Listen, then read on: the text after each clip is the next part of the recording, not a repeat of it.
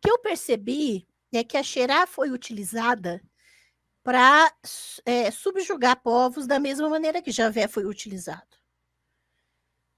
A grande questão é que a Xerá estava no meio desses povos antes dos reis, antes dessa opressão de autoridade política, antes das opressões econômicas dos grandes impérios. E aí o que acontece? A religiosidade dos povos originários daquelas terras foi violentada, foi colonizada. Então, o meu olhar metodológico sobre isso é um olhar decolonial. É um olhar sobre a religiosidade dos povos originários que foi colonizada pelos impérios e pela religiosidade do poder. E aí eu trago para uma luta anticolonial. Porque o que nós temos hoje, se você analisar toda a história das religiões, você vai perceber que a história dos monoteísmos é uma história essencialmente de violência e morte. Toda instituição de um monoteísmo acarreta em violência e em morte física e simbólica dos povos originários das terras. O cristianismo entra nesse jogo? Os 3 monoteísmos entram nesse jogo. Toda a instituição de monoteísmo acarreta num rastro de morte física e um rastro de morte simbólica da religião dos povos da terra. E até a culturação, né? Por exemplo, aproveitando que a gente está falando de deusas, Maria, né? Quando chega aqui, por exemplo, na América Central, se não me engano, existia a deusa Pachamama, né? Aí é ressignificada como Nossa Senhora de Guadalupe. E existem várias imagens de Maria, né? Várias representações de Maria. Então você vê que o culto à deusa era algo presente no ser humano, né? Nas tribos já era algo muito antigo. Qual a sua visão sobre essa função dos deuses quando é conquistada a nova terra e aí entra a deusa no lugar da deusa terra, da deusa mãe, entra o deus no lugar do deus da guerra, ou então a da deusa da guerra?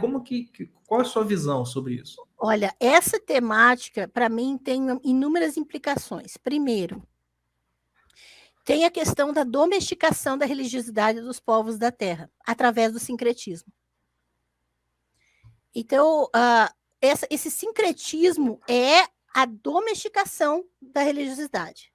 Você vai misturar para você conseguir conduzir e domesticar.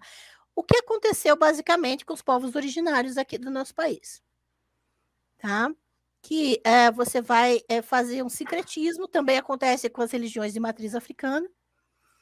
Você faz o sincretismo e domestica. Aí você conduz para onde você quer as figuras mitológicas.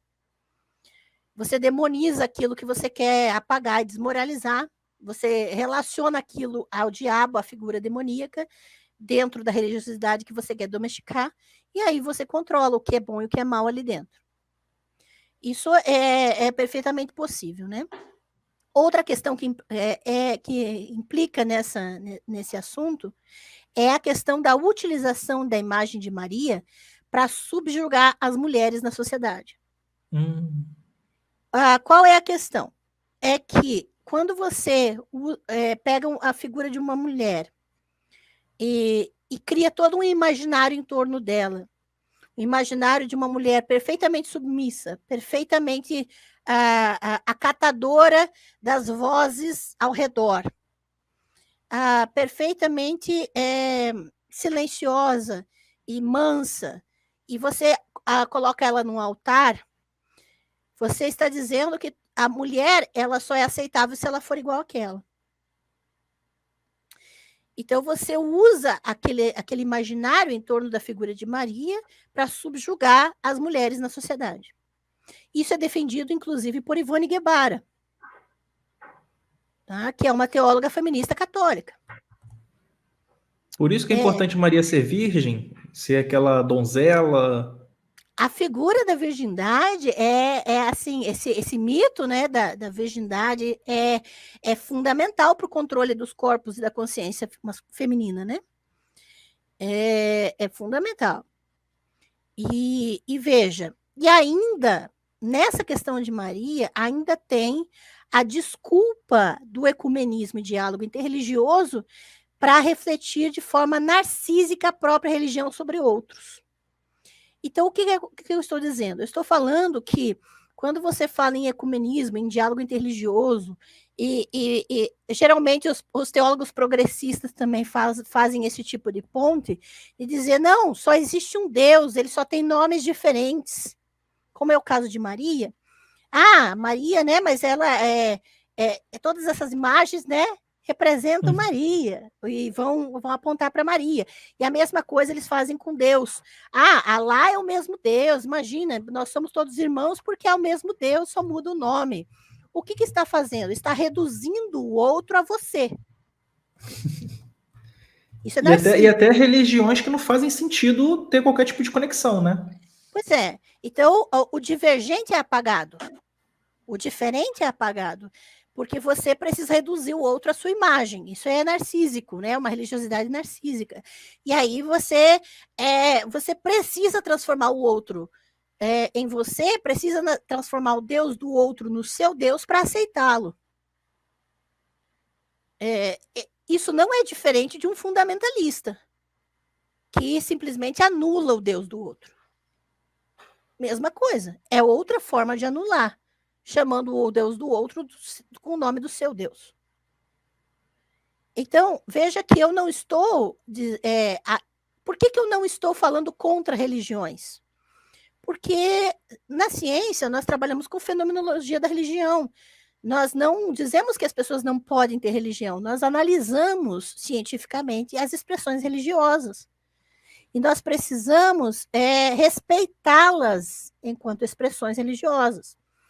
E, nesse sentido, quando nós vemos esse fenômeno do sincretismo com o objetivo da domesticação religiosa, ou quando nós vemos essa utilização de uma imagética para subjugação política de corpos de mulheres, de consciência de mulheres, quando nós percebemos que isso é um fenômeno da demonização do diferente. Então, a minha pesquisa, ela tem esse objetivo. Porque da mesma forma que que transformaram o culto à deusa Xerá, que era um culto do povo, que era um culto que não tinha fronteiras políticas, não tinha fronteiras territoriais. E ela é transformada numa deusa para legitimar a monarquia, e é transformada depois, e é objetificada até se transformar na figura de uma árvore, como essa que eu tenho na mão, Caramba! que é uma árvore estilizada que foi parar no santo lugar do templo. Isso é uma árvore estilizada. Você pode ver a descrição no texto de Êxodo. Ela é uma amendoeira. Ela é descrita como uma amendoeira no livro de Êxodo. Rapaz, agora você chocou o Brasil, Ângela. Ângela, agora você chocou o Brasil inteiro. Olha só. Isso daí, Ângela, primeiro, explica pra galera. A Xerá é representada como uma árvore, tá? E isso é inquestionável. Ela se tornou o símbolo da árvore da vida, né? E ela foi parar, sim. Ângela, aqui a galera. A galera ficou louca aqui, ó. A galera ficou doida aqui, cara. Rapaz. Gente, aqui, eu ó. tô falando. O pessoal aqui, ó, tô passado aqui, ó, estopasmo. Rapaz, você tá pensando que Ângela é brincadeira? Vai lá comprar a sua menorada na livraria evangélica para pôr. Vai lá acender as luzinhas na sua Xerá na época do Natal. Vai enfeitar a sua Xerá na época do Natal. E aí, não tem problema, viu? Não tem problema. A problemática aqui dessa análise. Ó, até meu mestre aqui, ó, Ângela. Esse aqui é meu mestre, o Scania, mandou aqui, ó. Fez questão de mandar o superchat e falar, ó, sensacional. A galera ficou louca agora. O Ângela, explica o que é o menorá pra galera, porque tem gente que não conhece. Menorá é uma palavra feminina, tá? A menorá é esse candelabro de 7 braços que foi instituído no pós-exílio, né, com a descrição do templo, com a reestruturação do templo, da religiosidade sacerdotal, e uma das teorias é que a Xerá, ao ser, como a árvore era a sua representação, então ela, para mantê-la e manter o povo unido sob o governo sacerdotal, precisava ter um símbolo da deusa lá. Essa é uma teoria possível. Tá? Então, eles botam o símbolo dela lá, para manter o povo, para manter pelo menos o povo. Não, né? Ela diz respeito ao emocional religioso. É como o Então, isso vai Natal, né? Que segurar. é ressignificada a data, né? Exato, exato. Porque a gente tem uma memória emocional religiosa. Então, você pode, por exemplo, nem crer na festa, numa festa religiosa, mas você participa porque ela te traz lembranças familiares, ela te traz uma memória emocional que te conecta. Isso na fenomenologia a gente estuda também, tá? A grande questão é que uma das teorias é que o símbolo da deusa, então, ela se manteve no templo, só que sob outros formatos, né?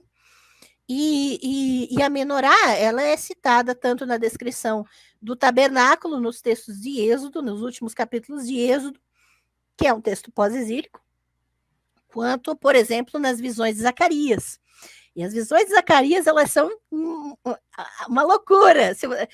Gente, faça o meu curso de Bíblia Hebraica, vocês precisam fazer. Porque aí a gente analisa, existe um artigo, a gente analisa até um dos artigos do professor Oswaldo no curso, que eu mostro o texto de Zacarias e o texto de Ezequiel, de como os textos descrevem a retirada da imagem da deusa do templo.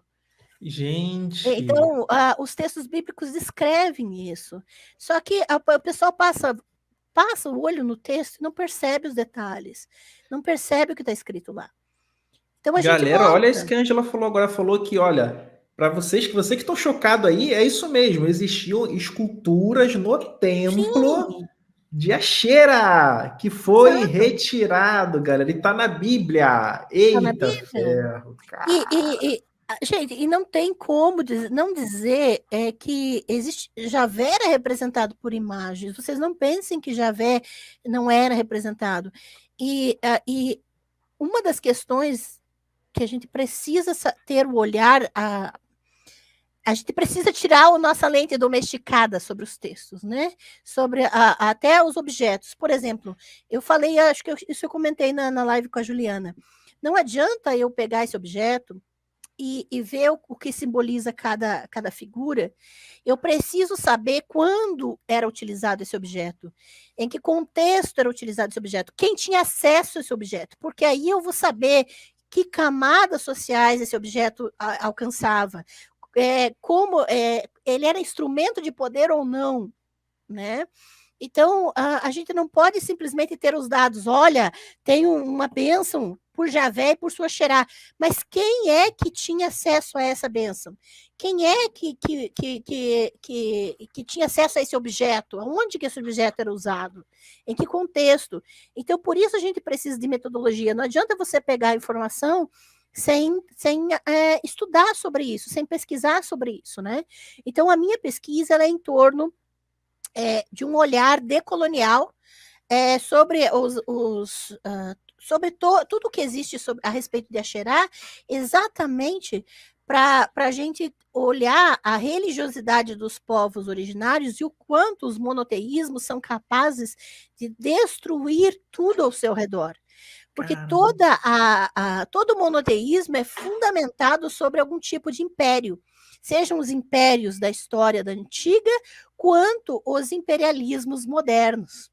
Nossa, Tá? arrasou, arrasou. Então, Cara, a Angela manda bem demais, velho. Olha, Angela, só te interromper um pouquinho, porque a galera foi loucura aqui, tá empolgada.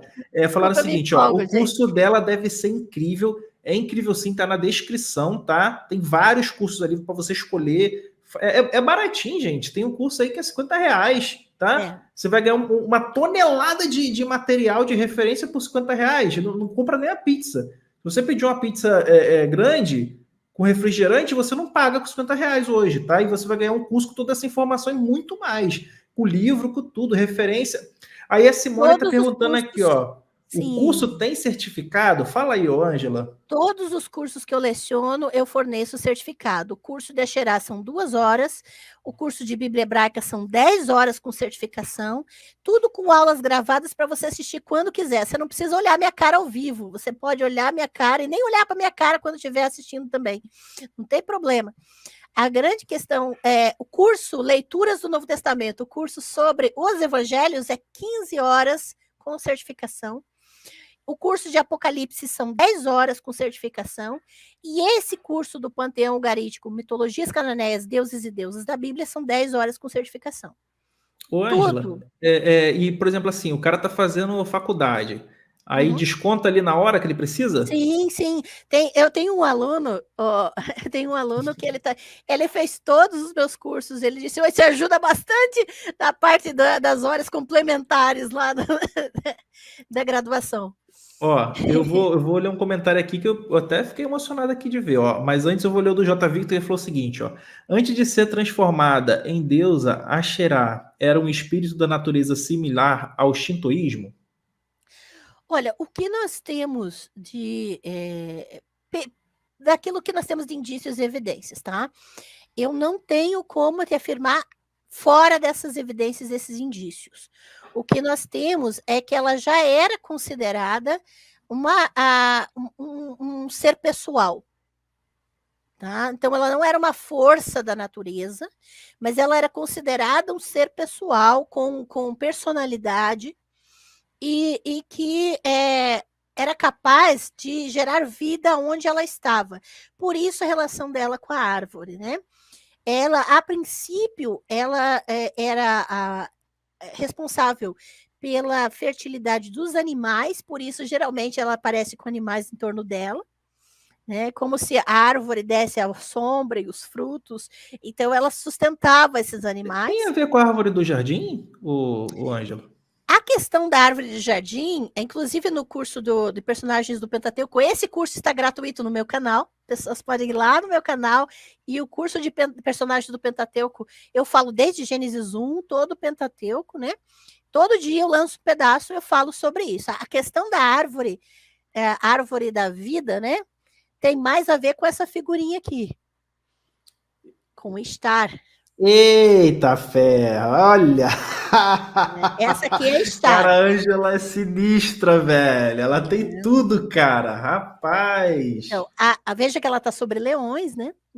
A Novamente os característica, leões, né? exato. E Star, que era a deusa babilônica, né? Ela já tem inclusive um mito. Eu cito isso no meu curso de Pentateuco, porque ela tem o jardim de Star tem a árvore, né? Em que a serpente vem e tem guardião do mito, né? Então, o mito da serpente, você vai perceber que Gênesis 1 e 2, ali, a 3, são textos pós-exílicos, porque eles vão refletir a linguagem mitológica em torno da deusa Estar, e também vão legitimar, né, o domínio do sacerdote sobre o povo. Né? É um texto político usando linguagem mitológica. Né? Não tem problema nenhum nisso. Olha só, cara, esse comentário aqui, ô Ângela, é um comentário até que me emociona. Ele fala, o Marcos, ele fala o seguinte, ó.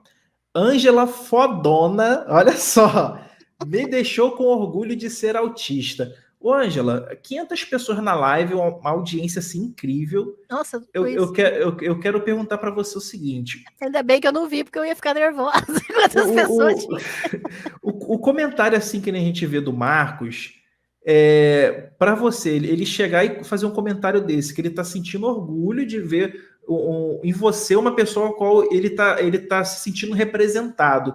Para você, como que é esse sentimento de ver pessoas como o Marcos olhando e outras pessoas aqui no chat falando que estão sentindo orgulho de você, que estão impressionados com o seu conhecimento, com o seu trabalho? Eu aqui eu tô igual criança, eu tô embasbacado aqui com você falando, eu tô aqui igual pinto no lixo.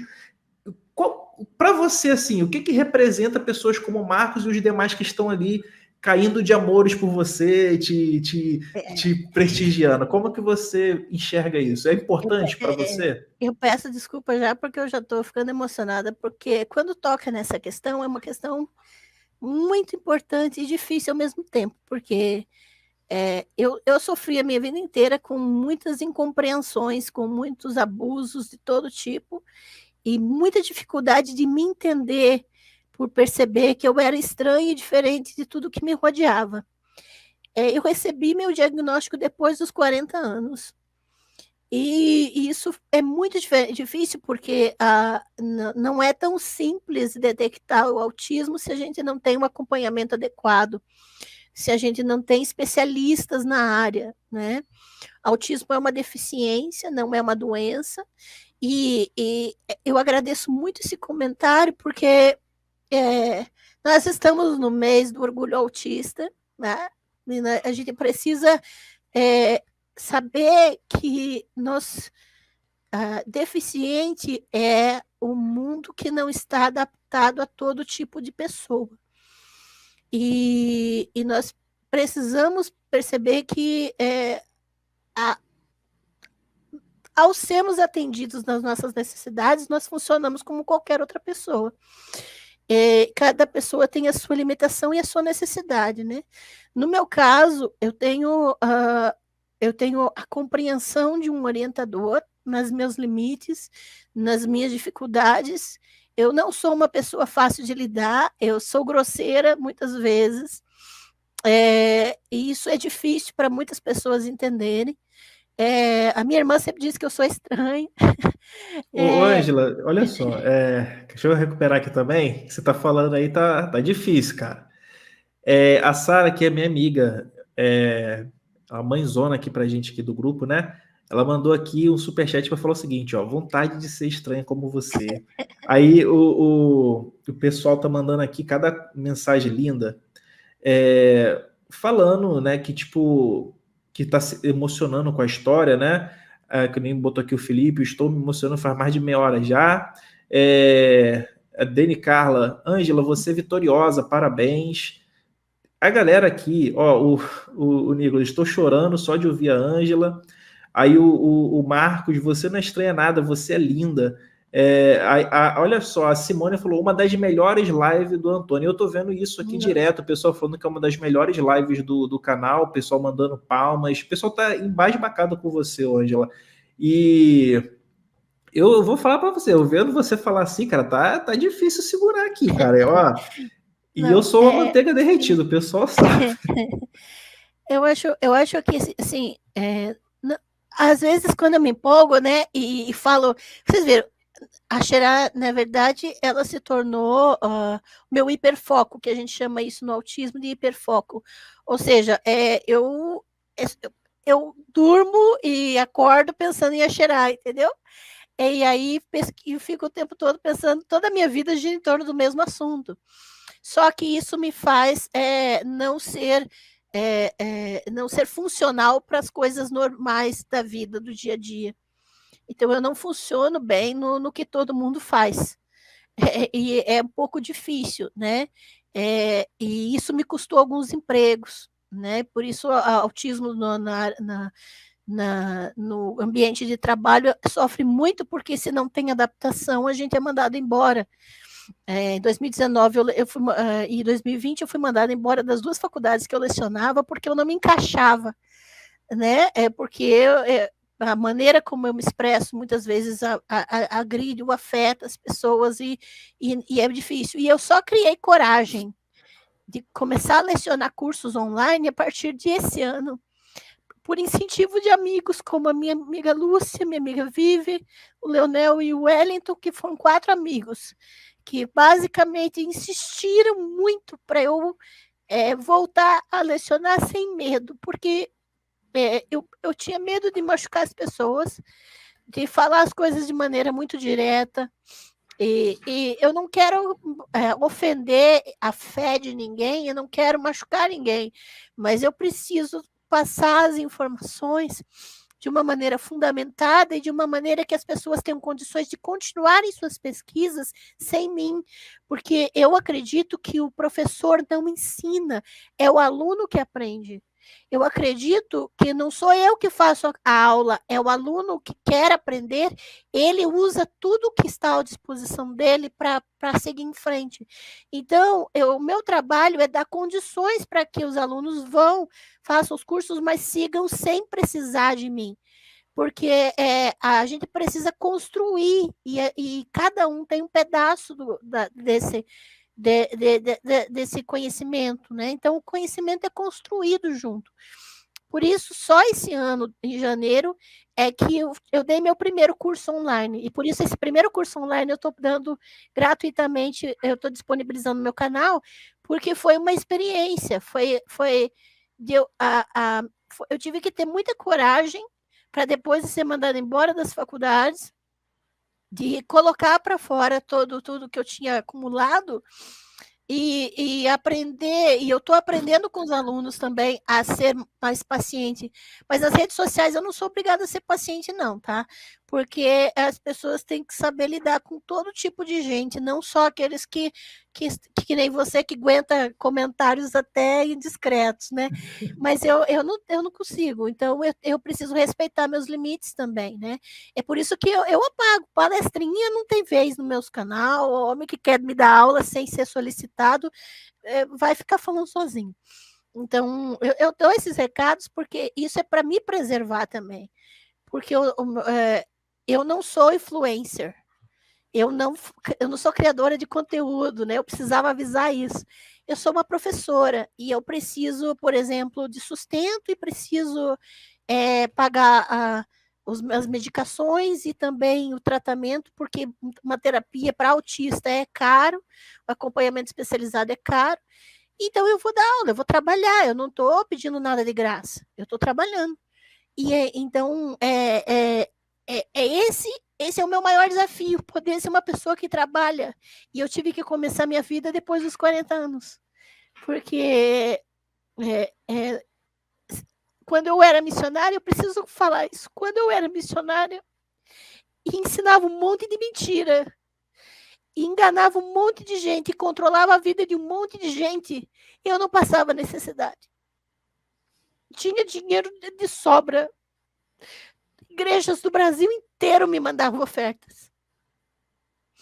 O dia que eu decidi só falar aquilo que eu sei de verdade e ser honesta com as pessoas, eu comecei a passar necessidade. Todo mundo que me ajudava me abandonou. Então, eu estou tendo que aprender a viver, eu estou tendo que aprender eu nunca tive salário, nunca, porque eu vivi a minha vida inteira como missionária voluntária, trabalhando de graça e recebendo oferta. Então, quando eu larguei essa vida e comecei a viver com a consciência limpa, sabendo que eu não estava mais enganando ninguém, fazendo pesquisa, eu amo dar livro de presentes, dando livro para os alunos e fornecendo material, pesquisem, descubram, olha isso, olha aquilo. E até minhas postagens de provocação eu faço para as pessoas pensarem. Não é para desmoralizar ninguém, é para as pessoas pensarem que elas estão sendo manipuladas, porque eu já manipulei pessoas. Eu sei que isso é possível. Então, é uma maneira que eu chamo, eu e meu amigo Wellington, a gente chama de Ministério da Reparação. A gente agora está reaprendendo a viver para reparar tudo que a gente ensinou errado.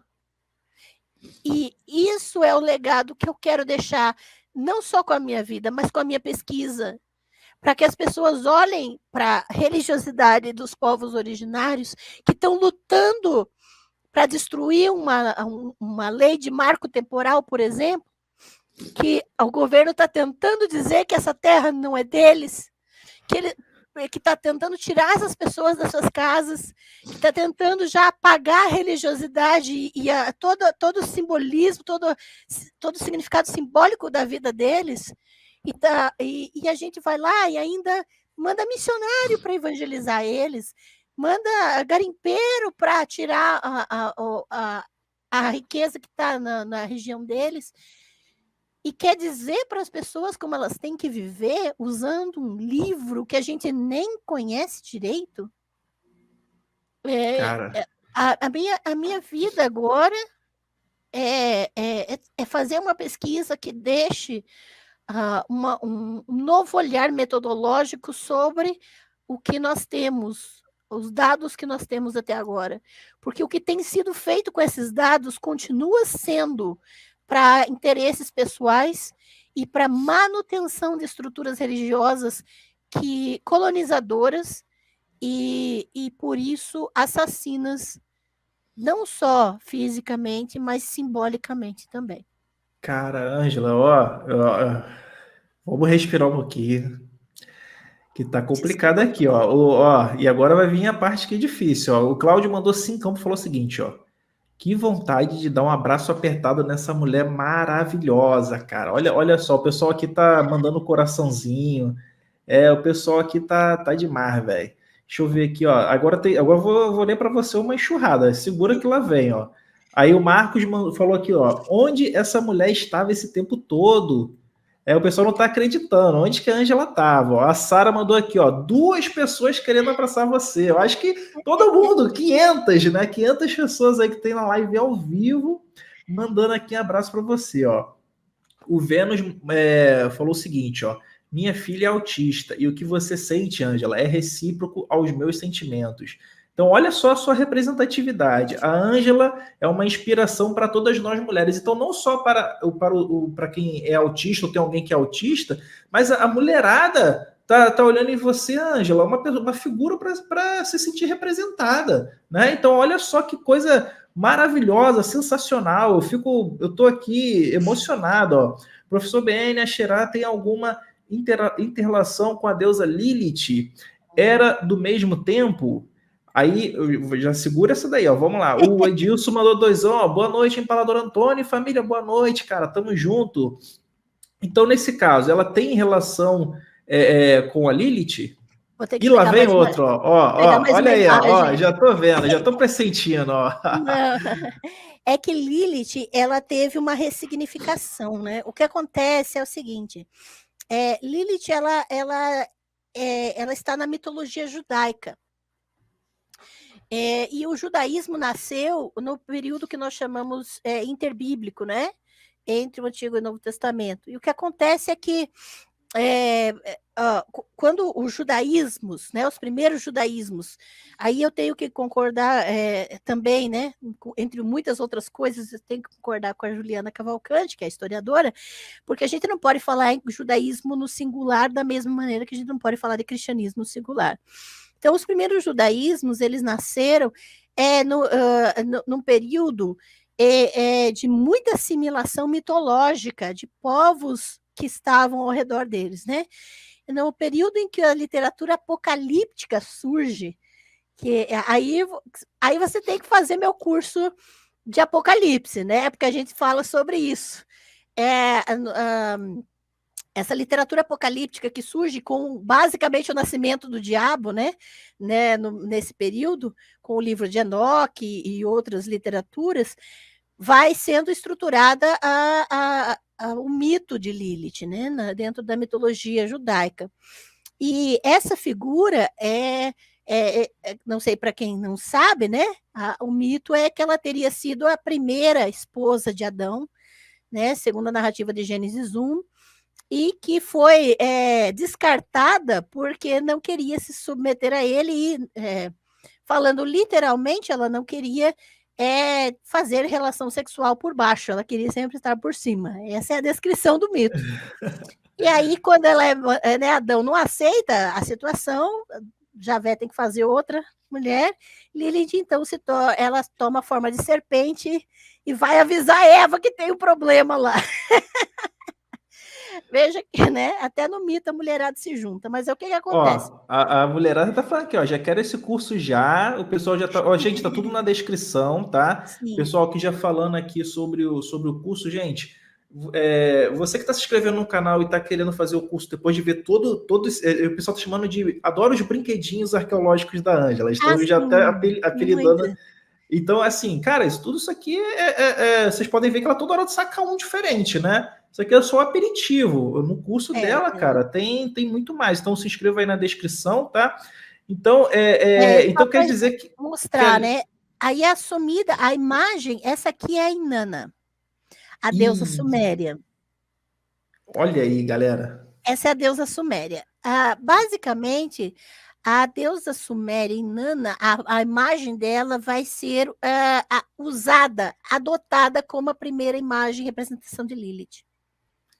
Tá? Caramba! Mas essa é a Inanna, tá? Que é a deusa suméria. Aí, claro que posteriormente o mito ele se transforma, né? E daí é feita a imagem, né? Essa aqui é uma imagem já modernizada de Lilith, exatamente junto com a serpente, porque seria a forma que ela teria tomado, né? E aí Pô, já é uma forma de demonizar a mulher, né? sim. Veja que o que acontece, até é importante isso, eu falo isso no curso de Bíblia Hebraica e no de Asherá também, mas a questão é que com as mulheres em Judá eram profetisas, eram sacerdotisas, eram adivinhas, eram feiticeiras, e não tinha problema nenhum nisso.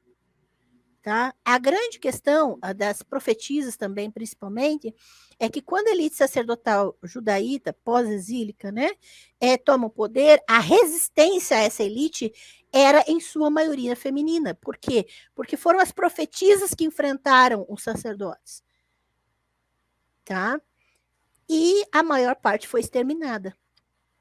Violentamente exterminada. E aí o que acontece? É preciso criar uma estrutura religiosa, mitológica, para demonizar a figura da mulher e colocá-la num lugar de dominação.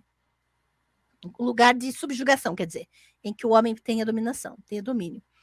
Aí surgem o quê? As leis de pureza e impureza do Levítico, para colocar a mulher como mais impura que o homem. Aí surgem os mitos de Lilith.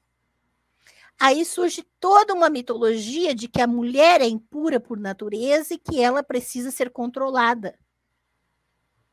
Exatamente porque a maior parte da resistência à elite sacerdotal foi feminina. Foram as Caramba! sacerdotisas e as profetisas de Asherá. E que foram mortas. Então, nós temos, por isso que eu digo, e veja que se você observar a história, quando o Islã, o segundo monoteísmo foi instituído, houve extermínio de religiões locais, houve extermínio de mulheres, houve uma mitologia criada para subjugar mulheres. Quando o cristianismo foi instituído como religião oficial, a mesma coisa. Houve extermínio de religiões locais, houve extermínio de mulheres, e mulheres foram demonizadas, e aí é caça às bruxas e tudo mais.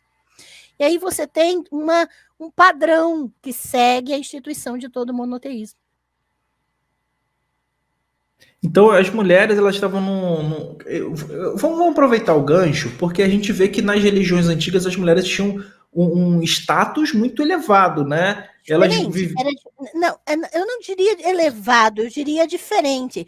Aí eu volto naquele livro que eu indiquei para você, do Cálice e a Espada. Uhum. Porque o que a Riane Eisler faz é analisar as sociedades que muitos denominam como matriarcais, mas não eram matriarcais. A questão é que, quando as mulheres tinham mais proeminência social, quando as mulheres tinham variadas posições na sociedade, as sociedades eram mais igualitárias. Essa é a questão. E ela demonstra isso com dados. Ela cita a Ilha de Creta, ela cita as sociedades mais antigas. E aí ela vai mostrando as mudanças políticas e econômicas, né? Ô, Angela, isso aqui que o Felipe falou, desculpa te interromper, é que o pessoal, eu abro o canal às vezes para receber cristãos, deístas, agnósticos, para a gente ficar debatendo, né? Eu gosto do debate franco. E aí muitos deles chegam aqui e falam que o machismo é alheio à religião, que a religião não tem nada a ver com o machismo, que nunca teve nada em relação à religião. Então, isso que você está falando para a gente, isso aí que você está acabando de contar, Uhum. não contradiz isso? Veja, é só olhar as evidências, né? Não precisa nem ser muito inteligente. Poxa, Assim, com o mínimo de conhecimento histórico, você já não tem como fazer uma afirmação de que uma coisa é alheia à outra. A religião sempre foi instrumentalizada, foi instrumentalizada pelo poder, perfeito, né? exatamente. Sempre. Então, não tem como não associar uma coisa à Desassociar, outra. né? Ô, Exatamente. Ângela, vamos aproveitar que você mostrou aí Nana. Inanna e Ishtar é a mesma deusa ou foram deusas que foram fundidas? Então, eu tenho um pouco de resistência a pesquisadores, e isso eu rebato na minha tese, aí você vai ter que esperar ela ser publicada para ver algumas questões dessa, né? É que dizer que é a mesma deusa com nomes diferentes por causa daquilo que eu já afirmei. Que falar que é o mesmo Deus com, né, com outro nome é você apagar as peculiaridades culturais. Uhum. Né? Então, eu defendo exatamente que haja haja uma observância com mais cuidado sobre essas peculiaridades.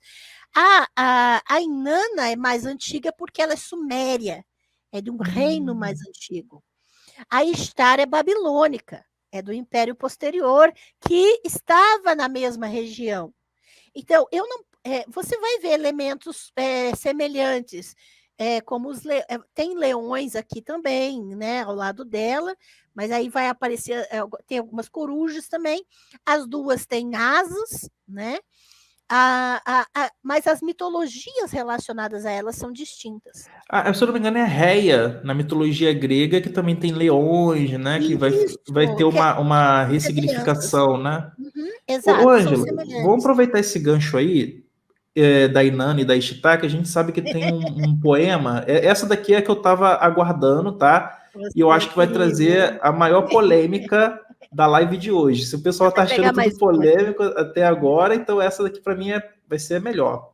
A gente sabe que existe são poemas, né, antigos de Inanna em que ela desce para o mundo dos mortos, né? E ela começa a passar pelos portões do mundo dos mortos e ela é humilhada, ela vai ficar ali nua, né? Ela vai chegar até, se eu não me engano, é a irmã dela. Uhum. Ali ela vai receber uma espécie de julgamento. A irmã dela vai condenar ela, vai matar ela e vai pendurar ela num poste ou num gancho Isso, durante 3 dias. E depois de 3 dias ela ressuscita. isso. A pergunta que vem a seguir é óbvia. Existe paralelismos que a gente pode traçar, que a gente possa dizer que existe uma espécie de ressignificação cultural e que essa ressignificação cultural foi introduzida em outros mitos e também no mito de Jesus a partir desse mito antigo de Inanna, que tem milhares de anos? Olha a bomba aí, galera. Deixa a Ângela falar Você é agora. uma Vai lá. figura. Ai, hoje um sarro. Eu acho máximo essa expectativa que você cria no público, né? Esses jeitos é muito massa. Mas assim, esse mito é clássico, né? No caso de Inanna, ela, inclusive, quando ela precisa sair do submundo, né?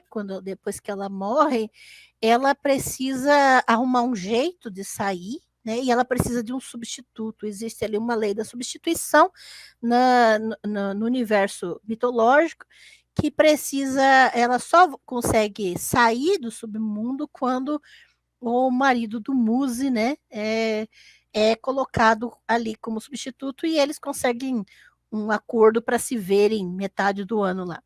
A grande questão aqui é que esse não é o único mito de morte e ressurreição divina. Eita, Tá? lá vem, É, galera, lá vem, é, ó. e aí eu preciso falar desse outro mito, porque esse outro mito também tem uma conexão com o antigo Israel. Porque Baal, na mitologia ugarítica, morre e ressuscita. Ih, Tá? essa eu não sabia. É, Rapaz! Baal, no ciclo de Baal, né, no mito de Baal, você vai encontrar.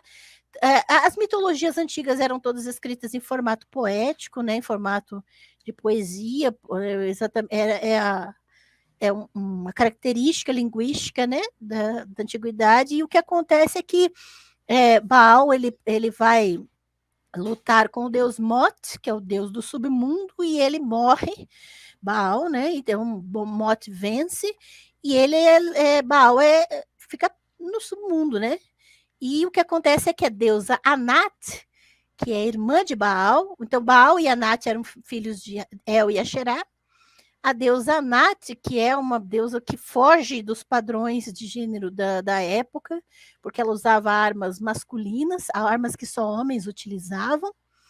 E então a Nath vai até o submundo e consegue, né, vencer Mote e livrar Baal, e Baal ressuscita. A Nath consegue a ressurreição de Baal, e após isso, inclusive, ele destrona El, né? Baal se torna o deus principal ali.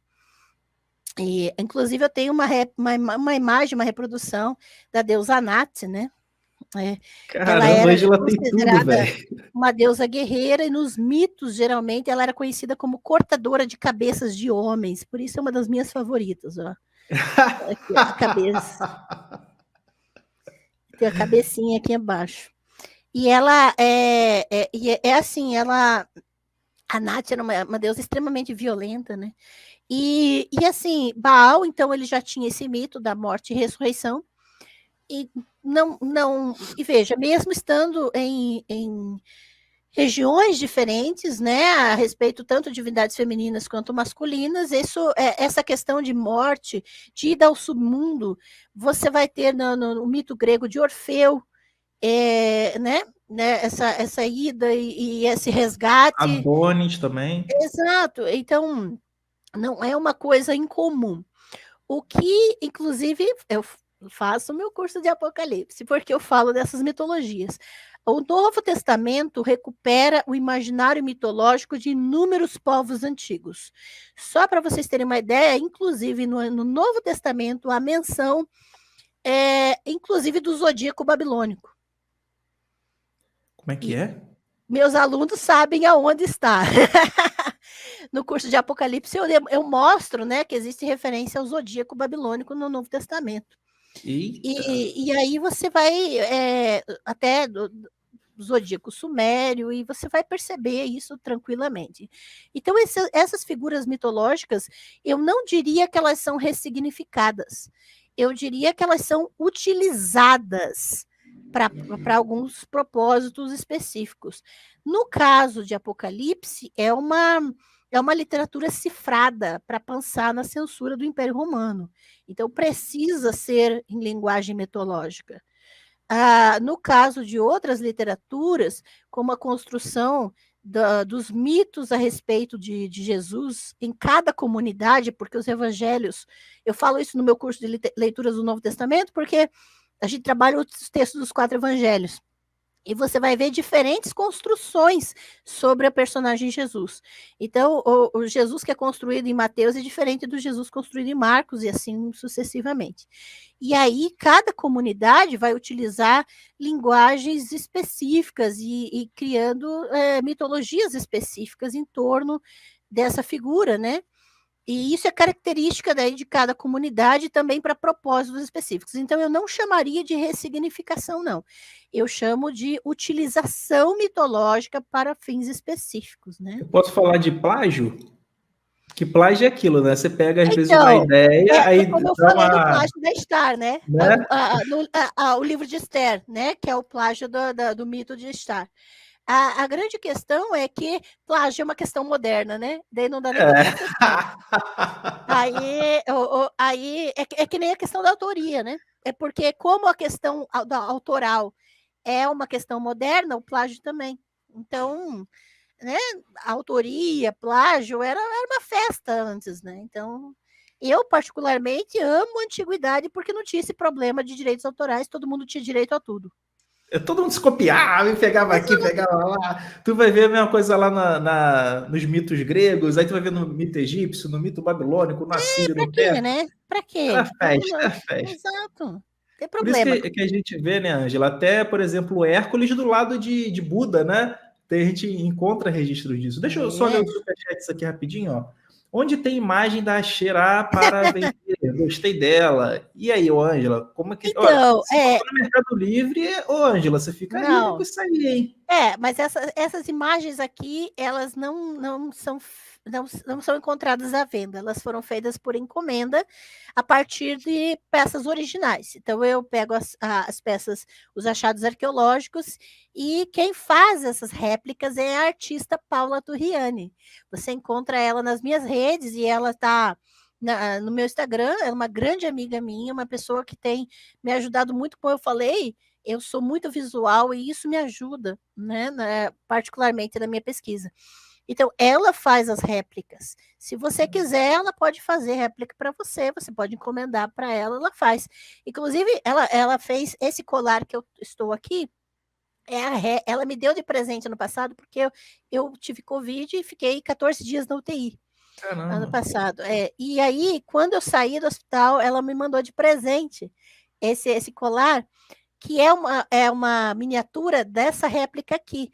Que esse achado arqueológico aqui é uma imagem encontrada no século XI em Israel, na região de Israel, que é a deusa Xerá amamentando gêmeos, e veja que nas pernas dela tem árvores com animais. Então, ela que fez a miniatura dessa réplica aqui e fez o colar, mandou para mim. Muito legal. Ela fez brinco de Axerá. Eu tenho brinco dessas imagens assim. Ela Cara, faz o pessoal qualquer. tá doido, o pessoal tá querendo comprar, velho. O pessoal fala assim: eu vou Gente, comprar e vou levar pra igreja, eu vou comprar e ela vou levar. faz as réplicas perfeitas. Essa aqui é de uma peça encontrada no Egito, também de Axerá. Aqui, Caramba. a Kurshu, né? E, ó, essa aqui é a peça original é feita em ouro, então ela pinta para a réplica para ficar igual. Então, ela é Paula Turriani, tá? Eu posso até depois mandar para o Antônio o link do Eu Instagram boto dela. na descrição, vou Que botar. ela é uma artista maravilhosa, é o trabalho dela também. Ela faz todo tipo de trabalho, né, manual. Então, podem mandar encomenda que ela vai ficar toda O pessoal tá feliz. doido, ô Ângelo, o pessoal tá É... louco aqui com você aqui, cara. O pessoal quer contato de réplica e agora vai dar trabalho para Paula. O J. Victor mandou cincão. Os puritanos que colonizaram os Estados Unidos perseguiram as mulheres que tinham conhecimento sobre as plantas medicinais Uhum, locais e tinham status diferenciado. Cara, mas é isso, velho. exato. É exatamente isso. Agradecer aqui ao Elias, tá? Mandou cincão aqui. E também o Eli, galera, amanhã tem live lá no canal do Eli, tá? Se inscrevam lá, tá? Vamos lá que eu vou participar lá no canal dele. Obrigado aí, se inscrevam no canal do Eli também. Então, vamos prosseguir aqui, Uhum. que essa Posso questão acho só que fazer uma propaganda? à Porque como ele, vontade. ele falou dos puritanos aqui, dia 24 agora de junho, vai ter uma live no meu canal às 5 horas da tarde com meu amigo Wellington Barbosa. E ele é estudioso da teologia do domínio. E eu vou entrevistá-lo sobre teologia do domínio, que é exatamente essa linha do cristianismo que se utiliza da religião para manipulação do poder, em busca do poder político, e algo que está influenciando diretamente a realidade brasileira. Tá? Então, nós vamos falar sobre política, sobre mundo evangélico, sobre as nossas experiências. O Wellington também foi um missionário e agora tá liberto, que nem eu. Aleluia, ô glória. E aí ele vai estar lá no meu canal falando sobre teologia do domínio, que e todo o movimento dos Estados Unidos também. Não sei se vocês viram, né, a mudança da legislação dos Estados Unidos, que está também controlando os corpos das mulheres. Então, é importante que a gente comece a prestar atenção no quanto a religião está influenciando a realidade das mulheres na sociedade. Ô, Ângelo, vamos aqui para minha última pergunta. Eu vou abrir para algumas perguntas do público para a gente poder. Cara, essa live nem dá vontade de encerrar. Já viu, Ângelo, você chegou a ver já o programa do Jô? Antigamente, quando tinha os convidados que eram muito bons, aí o pessoal ficava, né? Lembra? Então, Eu essa live aqui lembro. tá assim, cara. Você deve ter a minha idade, então, né, para falar do programa do Jô. Não dá vontade de acabar, cara. Não dá vontade de acabar. Ó, eu quero saber de você o seguinte: o que você espera alcançar com o seu trabalho e o que você gostaria de deixar de legado para o público geral? Uhum. Olha, com o meu trabalho, eu espero, tanto em relação a cursos, quanto em relação à minha pesquisa, doutorado, quanto a. Eu quero continuar pesquisando depois que eu terminar o doutorado, eu quero ir para a área de arqueologia, eu quero trabalhar com mais dessas questões, né? Mas sempre voltados para o texto bíblico, né? Mas o meu objetivo é que as pessoas tenham autonomia, que as pessoas se responsabilizem por si mesmas, que sejam livres em suas consciências, que elas não sejam controladas por mitos ou controladas por pessoas que utilizam mitos e utilizam religiões para controle dos seus corpos e das suas consciências. O meu maior desejo é que cada pessoa tenha autonomia para decidir a sua vida, decidir o que fazer com ela, sem a necessidade de dar explicações ou de se submeter a quem quer que seja ao seu redor. Nós somos iguais, eu luto por uma sociedade igualitária, luto principalmente pela valorização dos povos originários, para que a gente respeite e lute também pelos mais vulnerabilizados na sociedade, que estão à mercê das estruturas de poder, que estão à mercê dessas estruturas religiosas, e também que as pessoas não sejam mais reféns de tradutores e reféns de teólogos ou linhas teológicas, doutrinárias, dogmáticas, para decidirem suas próprias vidas. Nós não precisamos nem de uma divindade, nem de um demônio, um satanás, para jogar sobre eles as nossas responsabilidades uns com os outros. Nós precisamos nos responsabilizar e lutar para que todos tenham direitos iguais na sociedade. Esse é o meu grande objetivo, né? E o legado que eu quero deixar com as minhas pesquisas, e é só para isso que eu luto hoje em dia, é para que pelo menos essa autonomia seja possível a todos. Que é o mínimo que a gente pode fazer, é lutar para isso. Olha aí, o Felipe falando aqui, ó, parabéns, Ângela, você é sensacional. Aí o Emage botou aqui, ó, queremos a parte 2 dessa live. Ó, eu vou convidar, né? Aí depende aí da Ângela aceitar, né? Ó, todas as mulheres aqui somos todas Ângelas, é isso aí, cara. A mulherada aqui super se sentindo representada, o pessoal falou que já se inscreveu no canal. Porque não convive comigo, por isso que esse povo fala essas coisas. Aqui, ó, que mensagem linda, Ângela, parabéns. Uma mensagem assim, cara, sensacional. Ó, primeira pergunta aqui, ó, o Minutos Teológicos. Boa noite, Antônio. Pergunta sobre a deusa Vática. O que seria essa deusa Vática, Ângela? Você conhece, já ouviu falar? Não, esse nome eu não me recordo do que se trata, infelizmente. Sinto muito, porque minha pesquisa é direcionada para as deusas do Sudoeste Asiático, e aí eu não domino todas as deusas que existem. Isso aí. Desculpa, Então, galera, vamos fazendo as perguntas agora, tá? Vou tentar responder umas 3 aí, se forem tranquilas, ou 5, tá? Vamos lá para a gente poder. É uma coisa que eu falei até na live da Juliana, que eu acho que é importante falar aqui, é que quando a gente trabalha com ciência, com indícios e evidências, quando a gente não sabe uma coisa, não tem problema dizer que não sabe.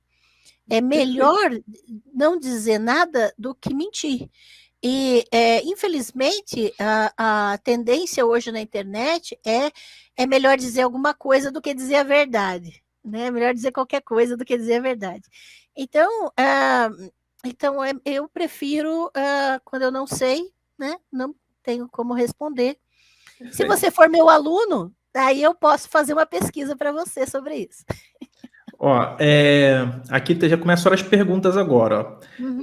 O Júlio falou assim: boa noite, Ângela. É verdade que Yarvá e Ashera eram deuses de Moab? Ela explicou um pouquinho disso no começo, mas ela vai Sim. explicar. Exatamente. Essa aqui é um indício, né? Uma evidência de que o casal divino Javé e Axerá eram adorados como um casal divino mesmo, inclusive no caso de um panteão, porque eles tinham um trono duplo nesse santuário encontrado em Moab, tá? Então, esse aqui já é uma pequena evidência, mas assim, nós não temos muitas dessas evidências, mas é possível sim. Obrigado, Júlio, pela pergunta. O Ronaldo ele falou o seguinte: ó. Quais as considerações sobre Ashera como a serpente tentando Eva no Gênesis? Então, isso é pura especulação, não existe nem indício nem evidência a respeito disso. Tá? No caso de Gênesis 3, como eu falei, está muito mais relacionado ao mito de Estar do que de Asherah propriamente dito, né? Porque o mito de Estar tem a árvore no centro do jardim, tem a serpente, né? É um plágio moderno. Ó, aqui tem uma questão aqui do desmascarador da Bíblia. O deus El possui duas esposas. O Yahvé aparece chamando Samaria e Judá das suas esposas. Seria isso uma ressignificação de El? Você conseguiu entender a pergunta dele? Que eu não Tá. entendi. No caso do ciclo de Baal, no ciclo de Baal, o que acontece? Existe um trecho em que El se transforma num touro e Asherah e Ramsai, que é outra deusa, ela se transforma em vacas e existe ali um intercurso sexual entre os três. E a partir dali nascem gêmeos, inclusive, os gêmeos de Asherah, que são aqueles gêmeozinhos que estão mamando nela, dessa imagem aqui, tá? Que eu mostrei para vocês. Que é o Shahar e o Shalem, que é a aurora e crepúsculo, né? O amanhecer e entardecer. São os filhos os gêmeos de Asherah. Então, existe sim esse momento. O que nós temos não é o caso de duas esposas de El. Nós temos a Xerá como esposa de El, né, como a criadora dos deuses. E temos esse evento de Ramsay, que ela, na verdade, ela não tem uma posição de esposa de Xerá, tá? Então, não é porque fez sexo que é esposa, tá? Então, tem que tomar cuidado com essas questões. Então, tanto na antiguidade quanto na modernidade. Então, a grande questão aqui é que, é claro que essas figuras mitológicas, Javé é representado como um touro também, ele vai assumir, o que acontece é que Javé ele vai assumir as características de El, ele vai assumir tanto as características de touro ou na adoração, quanto também a própria esposa de El, que é a Xerá, ele vai assumir tudo. Tem uma pergunta aqui que é Vai sobre tomar o isso. Deixa eu lugar, ver aqui, né? ó. Aqui, ó, achei. O Edenilson, Ângela, no capítulo 1 de Gênesis, Deus é El, e no capítulo 2 é o Deus Javé? E agora, Ângela? Não. O capítulo 1 é chamado Elohim. É um termo plural, né? Elohim. A grande questão não é só eu, não. A grande questão ali é que esses textos, um texto é sacerdotal e o outro é pós-sacerdotal, mas os dois são textos pós-exílicos, Gênesis 1 e 2. Uma indicação bibliográfica é a tese do professor Oswaldo Luiz Ribeiro, que a tese do doutorado dele é só sobre Gênesis 1, então ele vai falar sobre isso, tá bem? Agora, essa questão da figura de Samaria, né, de Israel e Judá ali, em relação a essa imagem de El com as duas, primeiro, não são duas esposas de El, e segundo, como eu falei, eu não chamo de ressignificação. Ou a divindade assume todas as características para tomar o lugar dela, como foi o caso de Javé, ele assumiu todas as características das divindades anteriores para tomar o lugar. É usurpadora, Ângela. Vamos falar Já da viu? letra que entende. Usurpadora. Javé é usurpadora, galera. Aí o pessoal entendeu. E aí você percebe que existem dois Javés, o Javé do povo e o Javé sacerdotal. O Javé sacerdotal é a usurpadora. O Javé sacerdotal Porque o Javé sacerdotal é aquele que inclusive, tem tem um artigo da Suelen Matos que ela demonstra que Javé assumiu características das deusas em Isaías. Isso é um artigo da Suelen, que foi publicado, né? Então, gente, quando o artigo científico é publicado, ele é avaliado por outros cientistas, tá? Não é um texto que saiu da cabeça da invenção dela.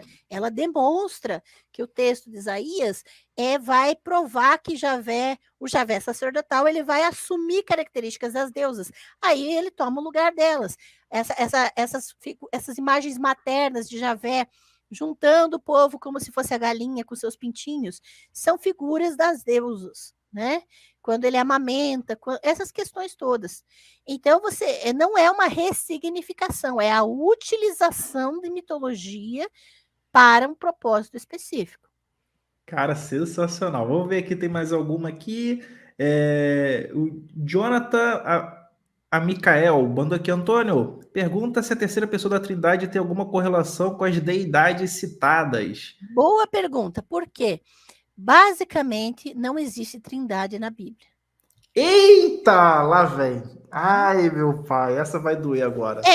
Segura aí, meu povo. Veja, como eu falei, se você quiser aula sobre isso, material sobre isso, é só me contratar, não tem problema nenhum. Link na descrição, galera. Link na descrição. Sim, mas a grande questão, pesquise. A gente não pode transpor para o texto bíblico a nossa mentalidade. Então, a sua noção de trindade é uma noção moderna, uma noção que um pouco pré-moderna, mas assim, dos cristianismos para frente, certo? Não existia essa noção, essa mentalidade, esse conceito de trindade na época em que os textos bíblicos foram escritos. E aí você não pode simplesmente enfiar seu conceito de trindade dentro num texto que quem escreveu não tinha esse conceito. A gente tem que ser honesto a esse ponto. As pessoas que escreveram, essas comunidades que escreveram, não tinham esse conceito em mente. Então, eu não posso enfiar esse conceito lá dentro. Então, não existe uma trindade, não existe uma divindade trina na Bíblia. Existem divindades. Tá? Rapaz, a Ângela é quebradeira, parceira. A Ângela é quebradeira. É isso aí, ó. O pessoal aqui tá chocado, cara. Rapaz. A última pergunta aqui que chegou para mim: a Xera realmente foi ressignificada como Shekinah? A Shekinah, ela é dentro de alguns ramos do judaísmo, né? Eu não posso falar por todos, né? Alguns ramos do judaísmo entendem a Shekinah como o lado feminino de Deus, ou até mesmo uma entidade feminina, tá? Porém, é possível, existem alguns artigos que relacionam, sim, meus alunos recebem esse artigo, que relacionam a Xerá com Shekinah por causa veja que isso é algo da fenomenologia da religião, a necessidade do ser humano de ter uma figura materna na mitologia.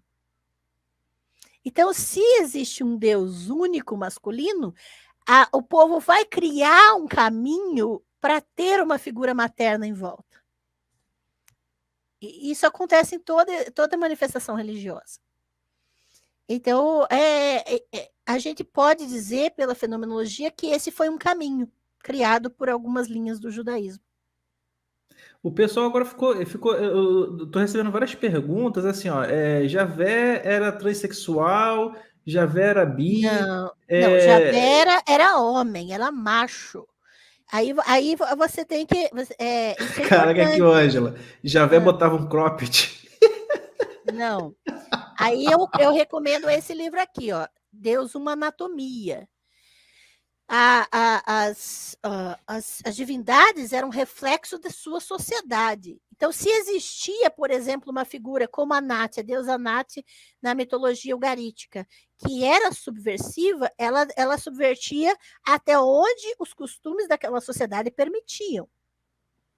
Ou seja, ela usava armas masculinas, que só homens usavam. Tá? Mas, em geral, as divindades elas refletem os gêneros que aquelas sociedades conheciam. ou denominavam, né?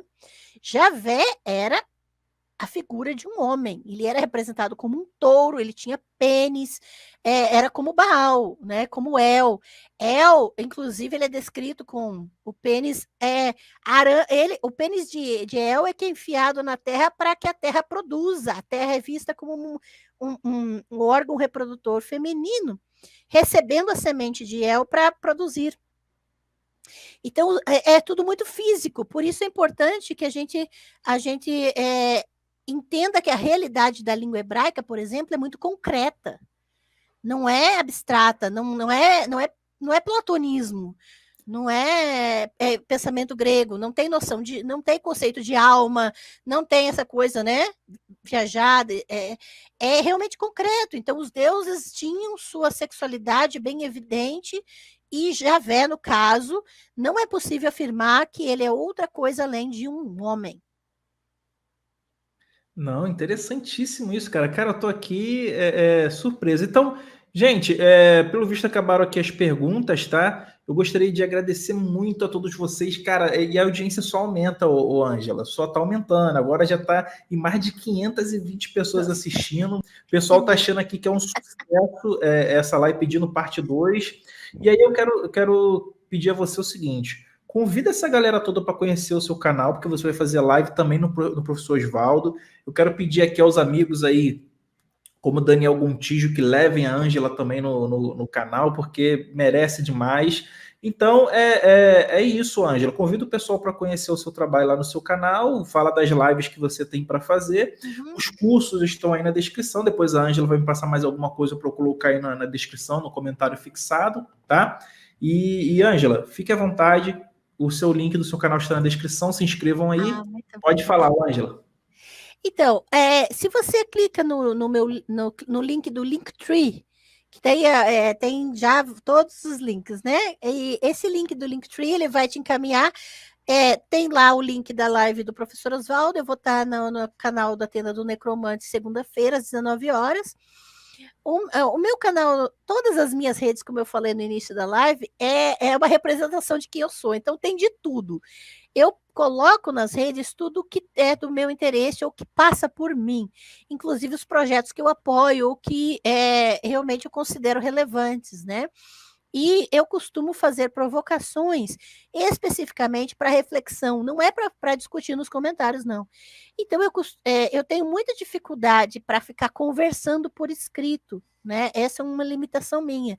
Então, eu peço compreensão de vocês. Se vocês querem fazer perguntas, eu respondo, mas se você escrever um e-mail para mim, eu solicitar um orçamento, porque daí é o meu trabalho, tá bem? Aí é porque eu sou professora, é isso que eu faço. Eu preciso também me policiar e valorizar o meu trabalho, que eu não fiz isso a vida inteira, né? Então eu peço a compreensão e o apoio de vocês nisso também, né? E aquilo que você falou, né, Ângela? Você usa o dinheiro para custear o tratamento, né? Exato, Então, meu se você não sustento tiver e o meu o tratamento, custeio. exatamente. Então, eu não é que eu estou rejeitando perguntas, eu realmente quero canalizá-las para uma forma profissional, né? Então, eu não atendo nas redes sociais, né? Que as redes sociais a gente interage nas loucuras da vida. Aí, no meu canal no YouTube, você vai perceber que eu posto de tudo, mas todos os dias eu estou postando também um trecho do curso dos personagens do Pentateuco. E após isso, eu vou começar a postar o curso do livro de Amós também gratuitamente no meu canal. Agora, na questão de cursos, você tem o curso sobre a Xerá, a deusa de Israel, que você vai ter todas essas bases, mas veja, nos cursos que eu leciono, você não vai só me ouvir falar, você vai ter uma biblioteca digital à sua disposição que eu forneço para todos os meus alunos, e com materiais relacionados ao curso que você escolheu. Tá? E todos os meus cursos vêm com certificação e todos os meus alunos eu atendo de forma personalizada por e-mail, para as dúvidas, para o que precisar. E também, no caso das minhas redes, eu uso para divulgar o meu trabalho, né? E para fazer as pessoas pensarem também, porque às vezes eu vejo uma coisa, algo absurdo postado, E eu uso essas coisas absurdas para dizer, olha, não é isso, né?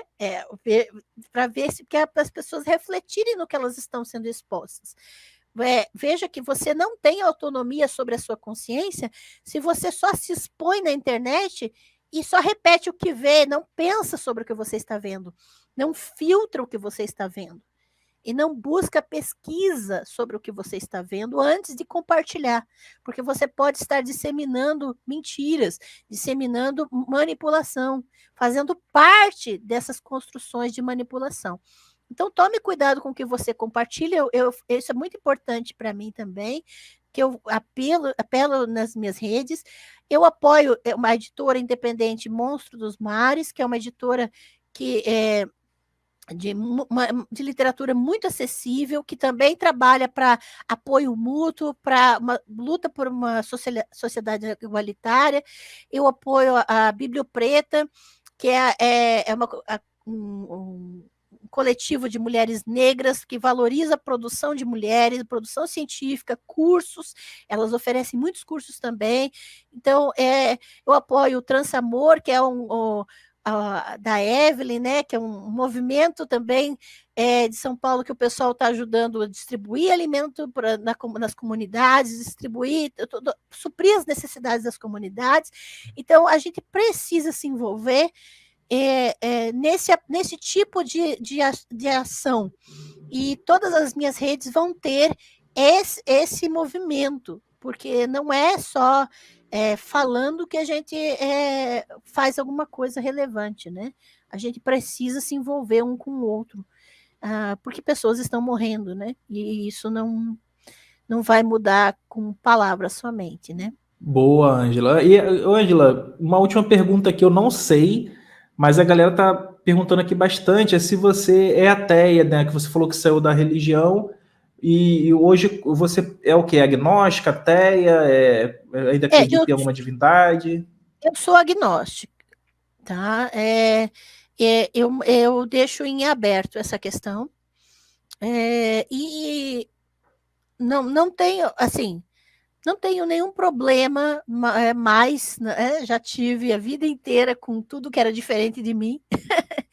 Não tenho mais problema com isso, porque hoje a diferente sou eu, né? Então, sou Ângela, agnóstica e não... te falar a verdade aqui. É o que o pessoal está falando aqui no chat. Ninguém percebeu nenhum tipo de. E você fala assim, eu sou diferente, né? Cara, você deu um show, arrasou. Tem muita gente aí que não sabe, que se diz doutor, né? E faz um trabalho que, na verdade, é negativo, né? De vez não tem positividade, é um trabalho negativo que você bota no chinelo e ainda samba em cima. Cara, na boa, eu acho que você deu uma aula aqui para todos nós, né? Sobre vários assuntos, vários tópicos. E ninguém sentiu, tipo assim, essa dificuldade, estranheza. A gente sabe que existe isso, mas, cara, não pense assim, não, porque você, cara, você arrebenta, arrasa Mas como eu demais. falei, que o povo não convive comigo, é por isso, entendeu? Ah, Mas e eu estou falando de coisas do meu hiperfoco, são coisas que eu gosto, né? Claro que eu posso estar equivocada, né? Alguém pode dizer, ela não está certa em tudo. Claro, eu posso estar equivocada, eu posso ter dado uma data errada, eu posso ter falado algo errado aqui, não tem problema isso. O Newton também não, e nem o Einstein, né? Esses equívocos acontecem, ainda mais porque tem muita informação. E eu preciso dizer que eu fico muito nervosa com câmera, né? Eu tenho que fazer exercícios para estar na frente de uma câmera, para ficar calma, ficar bem. Então, acontece da gente ser equivocada, da gente esquecer, da gente falar uma besteira, da gente fazer uma afirmação quando não tem tanta certeza. Muito simpática também. Então, há controvérsias. Mas assim, e não tem problema. O mais importante é a gente incitar a pesquisa, né? Não acreditem em tudo que vocês ouvem. Nem aqui. Vão atrás, pesquisem. E é por isso que a gente disponibiliza cursos de formação, né? Para Aqui, ó. que... Ângela é inteligentíssima. Essa é a sua diferença. Eu concordo com esse comentário. se eu vi alguma diferença aqui foi na inteligência, né, cara? Que tá muito acima da média, cara. Se a gente botasse até os graus elevados, eu acho que Não, tá não. acima até do grau elevado, né, Eu sou cara? uma aluna mediana, e principalmente porque eu fico muito nervosa, né? Quando segunda-feira vocês vão me ver muito nervosa na live do professor também. Porque, assim, na real, eu não sou uma aluna muito, né? A questão é só quando eu estou falando de um assunto que é da minha pesquisa, aí a coisa muda um pouquinho. Então, ó, o pessoal tá pedindo aqui para entender um pouco mais, né? Para entender um pouco mais, se aprofunda aí, o É, Ronaldo, no curso então, da Ângela. exatamente. Sobre a questão das mitologias, eu indico tanto o curso de leituras do Novo Testamento quanto o curso de Apocalipse. O curso de Apocalipse entra bem na questão da mitologia, porque a linguagem é mitológica, né?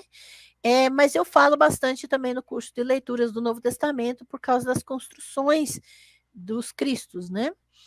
Então, o curso de Bíblia, de Bíblia hebraica, é sobre como o Antigo Testamento foi formado e todo o pano de fundo histórico, político, tá? Por trás dos textos do Antigo Testamento. Então, eu vou entrar nesses assuntos todos em detalhes e todos os cursos têm material para você se fundamentar.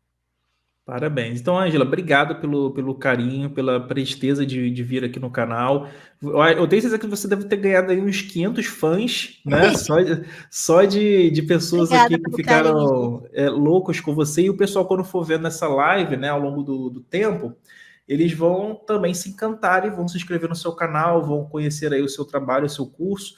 Eu espero que toda essa galera aí consiga, né, tipo, te ver mais vezes lá no seu canal, aqui em lives com a gente, convidar você para participar às vezes. Vamos fazer o meu sonho, Ângela, é fazer uma mega live só com mulher que é doutora e Ah, que mestra, né? legal. Já pensou que representatividade uma live dessa? Você, Juliana, chamar aí mais amigas de vocês, que eu tenho certeza que vocês têm muitas que têm esse gabarito para trazer essa representatividade, porque a gente tem poucas mulheres no nosso país que servem como heroínas, né, como espelho, e vocês estão mostrando que vocês são essas mulheres, vocês podem e nos dão muito orgulho. Então é isso, tá? Só vou responder aqui o último superchat aqui. O querido, ótima live, sugestão fazer live com resenha sobre esses livros que você acha essencial. Parabéns, Ângela. A Ângela, ela faz leitura de livros lá no canal dela, tá? Pode ir lá conferir que ela faz bastante, inclusive o link. Eu posso fazer uma observação dessa questão das leituras? Pode. Só para vocês terem uma ideia, meu canal tem 3 anos de existência, né? E até esse ano eu só fazia um vídeo por semana, que era a leitura da semana na quinta-feira. Toda quinta-feira tem leitura da semana, tem um livro que eu leio um trecho e explico um pouco. Então, já tem 3 anos de leitura nesse canal, gente, tá? Então, quando você chegar no canal, você tem que ir para os vídeos antigos também, porque tem muito livro que eu falo aqui. Eu leio o trecho desse, O Cálice e a Espada, tem vídeo de leitura dele lá. Tem a Origem de Javé, tem texto de leitura dele lá. Tem acho que 3 vídeos desse do Homer. Eu leio o trecho desse livro aqui, do capítulo que eu escrevi. Então, tem a maioria dos livros tem leitura já no meu canal, só que o pessoal chega e vê só os últimos vídeos, mas eles têm que ir nos mais antigos, né? Porque agora, esse ano que eu comecei a postar vídeo todo dia. Então, tem várias lives lá. Tem uma live de 3 horas que eu fiz com 2 amigos meus sobre o desenvolvimento da religiosidade do Antigo Israel. Tem uma live lá de 3 horas, que é uma aula sobre... É uma aula. Sim. Tem uma live lá já de acho que é quase 4 horas, se não me engano, sobre a questão de abuso religioso. Nós falamos sobre isso. Só que tem uma live inteirinha sobre isso, né? Essa aqui própria já deu quase 3 horas, né? Ó, galera, então, olha só, o então Scania, vejam as coisas antigas, né? O Ângela, Scania, que é meu mestre, ele me ensina muito. Aí ele falou o seguinte: obrigado, Antônio, obrigado, Ângela. Uma das grandes lives desse canal. Ele é um cara muito ocupado, ele vive viajando, ele tem um monte de trabalho para fazer. E ele falou: cara, eu vou parar para assistir essa live e ele está impressionado com você. Então, olha só Obrigada. o nível do seu conhecimento, da importância de uma live dessa que você presenteou a todos nós. Então, Ângela, mais uma vez, muito obrigado. Espero, fica aí o convite para você voltar quantas vezes você quiser. Eu espero que o pessoal entre lá no seu canal com muito carinho, com muita alegria para poder crescerem todos juntos, tá? E valeu a todos vocês que assistiram. Um grande abraço. Se inscrevam no canal da Ângela, tá? Deixa eu botar aqui mais uma vez no chat, tá? E também tá na descrição. Depois a Ângela vai me passar outros links que faltaram e vai ficar tudo completo aí para vocês. Façam o curso dela que tá na descrição. Valeu, galera. Tchau, tchau. Obrigada, Obrigado. gente. Fui. Valeu, Obrigada, Ângela. carinho. Nós que agradecemos. Valeu. Tchau, tchau.